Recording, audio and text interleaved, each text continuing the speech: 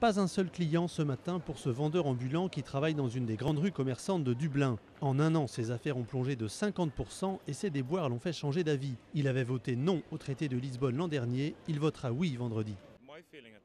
Je crois que l'Union européenne est un filet de sécurité pour la politique économique désastreuse que notre gouvernement a menée depuis une dizaine d'années. Alors plus de pouvoir pour l'Union européenne, ça veut dire moins de pouvoir pour le gouvernement et donc moins de dégâts pour l'économie. Alors que le chômage est monté jusqu'à 12% en Irlande et que la récession pourrait atteindre 8% cette année, beaucoup d'entrepreneurs sont maintenant en faveur du oui, conscients de l'aide apportée par l'Union européenne.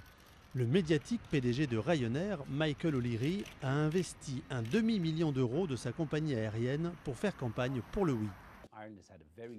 L'Irlande a connu une année très difficile sur le plan économique. On a maintenant environ un demi-million de chômeurs et je crois que les gens se sentent vraiment inquiets. L'Europe a été très bénéfique pour l'Irlande. C'est uniquement grâce à la Banque centrale que le pays n'a pas fait faillite. Alors j'espère qu'on va convaincre les gens de voter oui vendredi. Un argument retourné par les partisans du non. Pour eux, la crise est due aux politiques libérales prônées par Bruxelles. Le parti nationaliste Sinn Féin est le seul à faire campagne contre le traité. Il y a un facteur peur, évidemment.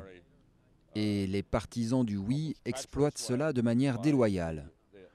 En réalité, les politiques économiques qui ont entraîné la récession mondiale sont justement celles du traité de Lisbonne. Selon les derniers sondages, le oui devrait l'emporter nettement.